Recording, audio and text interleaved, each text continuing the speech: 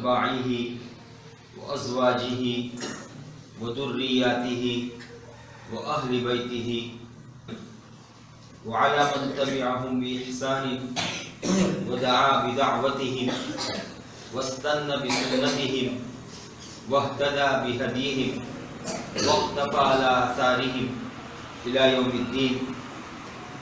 أما بعد، وقد قال الله تبارك وتعالى في كلامه المجيد والفرقان الحميد: والذين جاهدوا فينا لنهدينهم سبلنا وإن الله لمع المحسنين.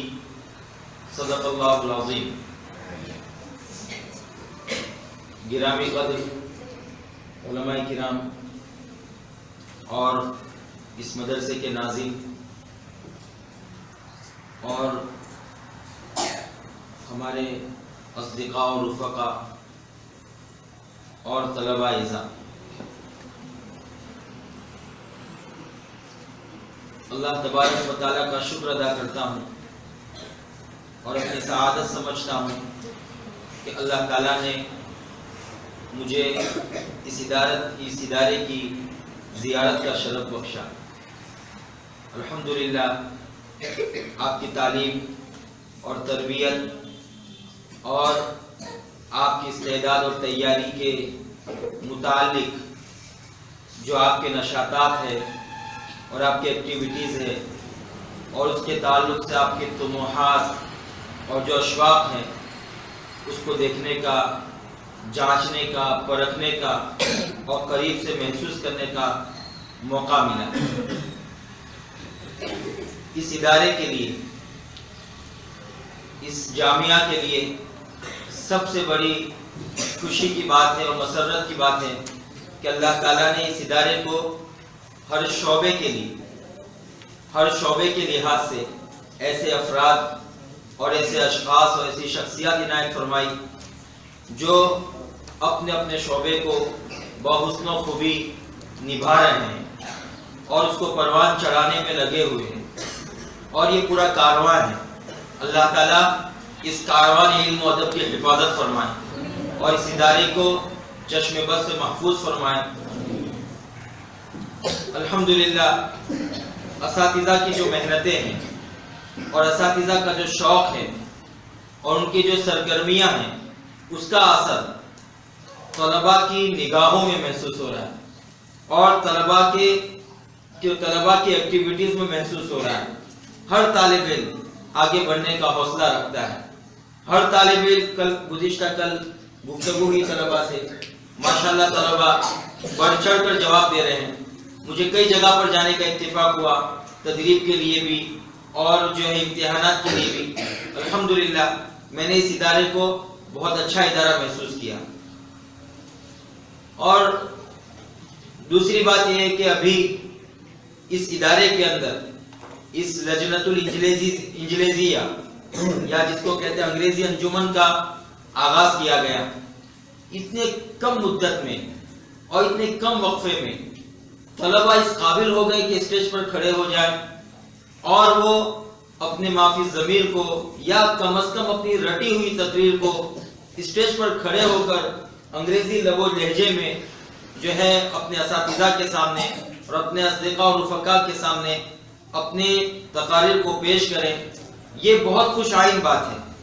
ورنہ ہمارا تجربہ یہ ہے کہ کسی ادارے کے اندر جب انگریزی انجمن کا آغاز ہوتا ہے، دیکھیے عربی انجمن ہے تو اس میں تو اللہ کی مدد بھی شامل حال ہوتی ہے اور طلباء کو بھی دلچسپی ہوتی ہے اور اس سے اتنی بیگانگی اور اجنبیت نہیں ہوتی ہے جس کی بنیاد پر عربی انجمن بھی جلدی ترقی پا جاتی ہے. قرات کے انجمن تو خیر اللہ تبارک و تعالیٰ کی طرف سے خصوصی جو ہے لوگوں کی کشش کا باعث ہوتی ہے. اور اردو انجمن تو ہمارے جو ہے ہندوستان میں الحمدللہ ہر کوئی جو ہے اردو مقرر بننے کا خواہاں ہوتا ہے. تو ان سب انجمنوں میں طلباء اگر اپنی معافی ضمیر کو پیش کرتے ہیں اور ڈٹ کر بیان کرتے ہیں، تقریر کرتے ہیں اور اسٹیج پر مظاہرہ کرتے ہیں، قابل مبارکباد ہے. اور یہ ممکن بھی ہے، لیکن انگریزی شعبے کا آغاز ہوا ہو اور 6 مہینے کے اندر طلباء نے اپنا مظاہرہ پیش کیا ہو، ورنہ دیز اور ڈیٹ کے اوپر دس اور دیٹ کے اوپر بہت کم ہوتا ہے کہ 1-2 سال میں جو ہے یہ معیار آگے بڑھ سکے. میں خود اپنی طالب علم کا زمانہ جانتا ہوں کہ پہلا جو سال تھا ہمارا اردو کا تو اس میں ہم دس از کیٹ دیٹ از ڈاگ اور یہی سب کرتے تھے. لیکن ماشاءاللہ ہمارے طلباء سب سے بڑی بات آپ کو اللہ تعالیٰ نے ایسے اساتذہ عطا فرمائے جو آپ کو کیٹ اور ڈاگ اور بلی اور کتے سے انگلش نہیں سکھا رہے بلکہ آپ کو محمد رسول اللہ صلی اللہ علیہ وسلم کے فرامین اور ارشادات اور کلام اللہ کی آیتوں کے ٹرانسلیٹ کے ذریعے آپ کو عربی انگلش سکھا رہے ہیں. یہ سعادت کی بات ہے. دوسری بات یہ ہے کہ جب تک طلباء، اساتذہ اور انتظام، یہ تین کسی بھی ادارے کے اندر یہ 3 اجزاء ہوتے ہیں اور یہ 3 حصے ہوتے ہیں اور یہ 3 حصے جب ایک جگہ جمع ہو جاتے ہیں اور ہم آہنگی کے ساتھ اور یگانگی کے ساتھ موافقت کے ساتھ کام کرتے ہیں تو اللہ تبارک و تعالی اس ادارے کو نافعیت عطا فرماتے ہیں. الحمدللہ اس ادارے میں یہ تینوں اجزاء کی ہم آہنگی نظر آئی. اللہ تعالیٰ اس کو جو ہے دوام عطا فرمائے اور اس میں مزید پروان عطا فرمائے اور مزید اضافہ عطا فرمائے. اب یہ جو مسابقہ ہوا اس مسابقے کے تعلق سے قرآن کے ایک واقعہ یاد آ گیا کہ مسابقہ کیا. آپ بھی کہتے ہوں کہ یہ مسابقہ کیا ہے. یہ بہت سے طلباء کو نیند آتی ہے بلکہ جو وہاں پر بیٹھے ہوئے ہم جیسے لوگ ہوتے ہیں ہم کو بھی نیند آتی ہے. یہ مسابقہ کیا چیز ہے؟ قرآن کا ایک قصہ سنا دوں. حضرت موسیٰ علیہ السلام کو جب اللہ تعالیٰ نے شرف نبوت عطا فرمایا اس وقت اللہ تبارک و تعالیٰ نے کوہ طور پر حضرت موسیٰ علیہ السلام کو کہا کہ ماتل کبھی یمینی کا یا موسیٰ، اے موسیٰ تمہارے ہاتھ میں کیا ہے؟ ہی عصای اتوکأ علیہا وأحش بہا علی غنمی ولی فیہا مآرب اخری. انہوں نے بتایا کہ اللہ اس میں ہماری یہ فائدے ہیں. اللہ تعالیٰ نے کہا القیہا یا موسیٰ. حضرت موسیٰ علیہ السلام نے اپنی لاٹھی کو اور عصا کو زمین پر پھینکا. آپ سب جانتے ہوں گے کہ جیسے ہی اس لاٹھی کو زمین پر پھینکا گیا وہ لاٹھی سانپ بن گئی. اب حضرت موسیٰ علیہ السلام کے بدن پر راشا طاری ہو گیا اور کپکپی طاری ہو گئی. رب پیچھے ہٹ گئی. اللہ تعالیٰ نے فرمایا خودھا ولا تخف کہ موسیٰ آگے بڑھو، اس کو اٹھاؤ اور خوف نہ کرو. سنعیدھا سیرتھا الاولی، ہم اس کو پہلے حالت کو لوٹا دیں گے. یہ ایک قصہ ہے. اس قصے پر جب ہم غور کرتے ہیں تو ہمارے دل میں خیال آتا ہے کہ اللہ تعالیٰ کو اس موقع پر موسیٰ علیہ السلام کو لاٹھی پھینکوانے کی کیا ضرورت تھی؟ اگر اللہ چاہتے تو موسیٰ علیہ السلام سے کہتے کہ جاؤ موسیٰ فرعون کے پاس جاؤ اور اپنی لاٹھی کو پھینکنا، تمہاری لاٹھی سانپ بنے گی، اژدہا بنے گی اور ان کے سانپ اور اژدہوں کو نگل لے گی اور تم اپنے لاٹھی کے ذریعے، اپنے عصا کے ذریعے معرکہ فتح کرو گے. تم گھبراؤ نہیں، ہماری نصرت تمہارے ساتھ ہے، ہماری مدد تمہارے ساتھ ہے، ہماری تائید تمہارے ساتھ ہے. اگر اللہ تعالیٰ چاہتے تو یہ فرما سکتے تھے لیکن اللہ نے ایسا نہیں کیا. ایک ریہرسل کروائی، ایک پریکٹس کروائی کہ جیسے ہی وہ لاٹھی اور وہ عصا سانپ کی شکل میں تبدیل ہوتی ہے تو حضرت موسیٰ علیہ السلام بشری تقاضا رکھتے تھے، انسان تھے. چنانچہ سانپ کو دیکھتے ہی آپ کے بدن پر لرزہ طاری ہو گیا، راشا طاری ہو گیا، کپکپی طاری ہو گئی، لرزہ بر اندام ہو گئے، گھبرانے لگے. تب اللہ نے جو ہے تسلی دی کہ گھبراؤ نہیں، آگے بڑھو. آپ ایک لمحے کے لیے سوچئے کہ اگر اللہ تبارک و تعالیٰ یہ تمام باتیں کہتے کہ گھبراؤ نہیں، ہماری نصرت تمہارے ساتھ ہے، ہماری مدد تمہارے ساتھ ہے اور آپ چلے جاؤ اور اپنی لاٹھی سے یہ اپنا معرکہ فتح کر لینا. اگر موسیٰ علیہ السلام فرعون کے دربار میں جاتے اور اس وقت اپنی لاٹھی کو پھینکتے تو دوسرے تو بعد میں خوف زدہ ہوتے، پہلے موسیٰ علیہ السلام خوف زدہ ہوتے اور داعی خوف زدہ ہو جائے تو پھر مدعوین پر اس کا کیا اثر ہوتا. اس لیے اللہ تبارک و تعالیٰ نے پہلے حضرت موسیٰ علیہ السلام کو یہ ریہرسل کروائی تاکہ مجمع کے سامنے، عوام کے سامنے، جمہور کے سامنے، پبلک کے سامنے داعی پورے وثوق کے ساتھ، پورے اعتماد کے ساتھ اور پورے یقین اور توکل کے ساتھ کھڑا ہو اور پورے اعتزاز کے ساتھ، پورے افتخار کے ساتھ اللہ کی مدد اور اللہ کی نصرت کے کرشمے دیکھے اور دنیا کو دکھائے. یہ ایک ریہرسل ہوتی ہے. آج آپ کا یہ جو پروگرام ہے یہی تھا. آج ہمارے کچھ نوجوان، ہمارے چھوٹے چھوٹے بچے ہیں، اسٹیج پر کھڑے ہو گئے تو سمجھو ان کے لیے سانپ نکلا، وہ کاپنے لگے. ہم یہی کہیں گے خودھا ولا تخف سنعیدھا سیرتھا الاولی.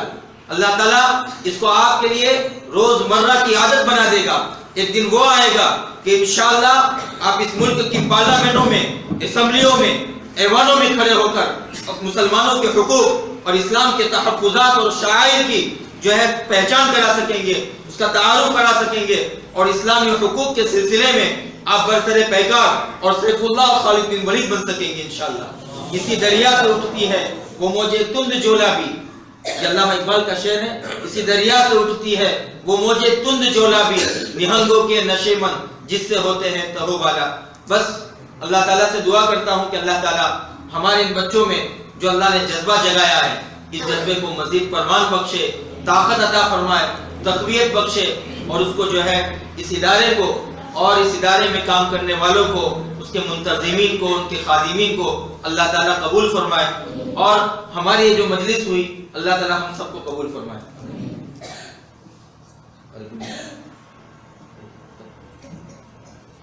ولا أنا أريد أن أتكلم معكم باللغة العربية، لأن الكلام باللغة العربية كلام معسول، كلام معسول، كلام لذيذ، كلام مشتهى عند العلماء الكرام، عند الذين يتعلقون من القرآن، يتعلقون من الأحاديث النبوية، يتعلقون من العلوم الشرعية الإسلامية، يتعلقون من المدارس الإسلامية والجامعات العربية. أحبتي في الله، إن مثل هذه البرامج وإن مثل هذه الحفلات وإن مثل هذه اللجنات يقام بتأسيسها لغرض واحد، وهو أن الطلاب يكونون خداما للإسلام والمسلمين. أيها الطلاب، إن الله تبارك وتعالى قد ألقى على كواهلكم مسؤولية الدعوة والإرشاد. فهمتم؟ إن الله تبارك وتعالى قد ألقى باللغة الأردية، اللہ تعالیٰ نے ڈالی ہے علی کواہلکم، آپ کے کندھوں پر. ان اللہ تبارک و تعالی قد القى علی کواہلکم مسئولیت الدعوة والارشاد، وان اللہ تبارک و تعالی قد قلد فی اعناقکم امانۃ التوجیہ والارشاد. اللہ تعالیٰ نے توجیہ، ارشاد اور رہنمائی کا ہار آپ کے گلوں میں پہنایا. وَإِنَّ اللَّهَ تَبَارَكَ وَتَعَالَى قَدْ فَوَّضَ إِلَيْكُمْ مَهَامَ الْإِمَامَةِ وَالْإِدَارَةِ، وَإِنَّ اللَّهَ تَبَارَكَ وَتَعَالَى قَدْ مَنَحَكُمْ مَنصِبَ الْقِيَادَةِ وَالسِّيَادَةِ، مَنَحَكُمْ كُرْسِيَّ الْإِقْتِدَارِ، كُرْسِيَّ الْقِيَادَةِ وَكُرْسِيَّ السِّيَادَةِ.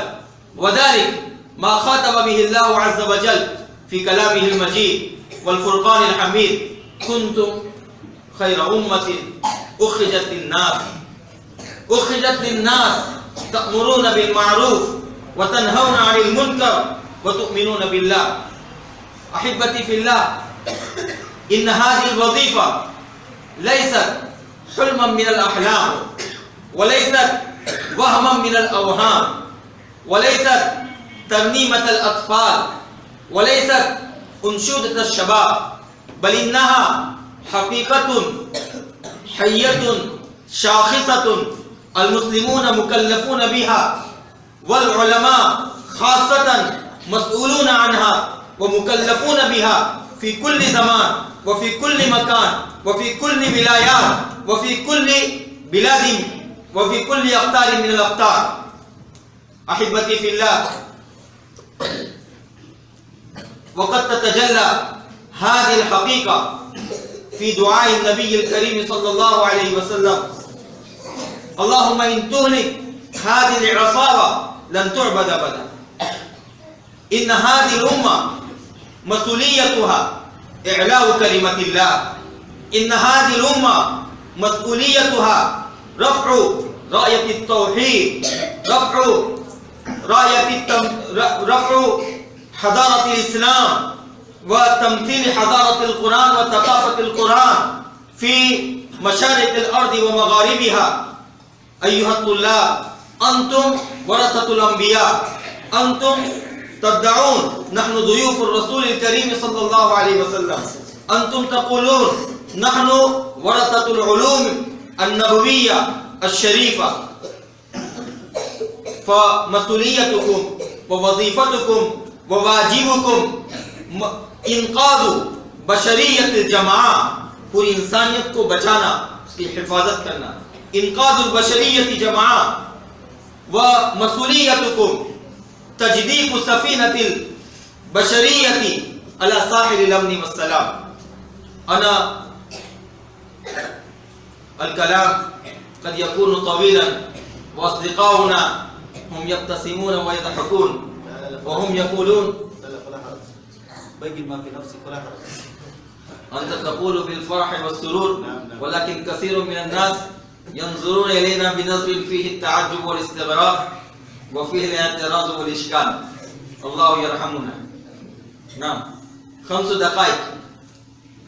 أيها الطلاب، إذا أنتم تكونون قادرين على التكلم باللغة العربية، إذا أنتم تكونون متملكين بناصية البيان، متملكين بناصية الكلام والحوار والتكلم باللغة العربية وباللغة الأجنبية الإنجليزية وباللغة المحلية. أي لغة محلية؟ كالنارية. نارية. الله يحفظ من النار. نعم، إذا أنتم تكونون قادرين على مثل هذه اللغات، أنتم تكونون خطباء بارعين، خطباء مثاليين، وإنكم تكونون قادرين على تبليغ رسالة الإسلام، تكونون قادرين على نشر تعاليم الدين الحنيف، وأنتم تكونون قادرين على تمثيل حضارة الإسلام في هذه اللغات. أحبتي في الله، ولكن أقول بكل أسف وبكل تأسف إن الأمة قد علقت بكم الآمال. فهمتم؟ إن الأمة قد علقت عليكم الآمال، مانا آپ پر امیدیں وابستہ کی. ان الامة انتم الذين عقدت بكم الامة، انتم الذين عقدت بكم الامة الاسلامية الآمال، انتم الذين علقت عليكم الامة الاسلامية الطموحات، انتم الذين نصبت بكم الامة الاسلامية التطلعات، وانتم تريدون اللهو واللعب، وانتم تريدون الهاتف الجوال، وانتم تريدون قضاء الوقت في التجول وفي كثير من الخرافات والخزعبلات. لا يناسب لكم أيها الأحبة.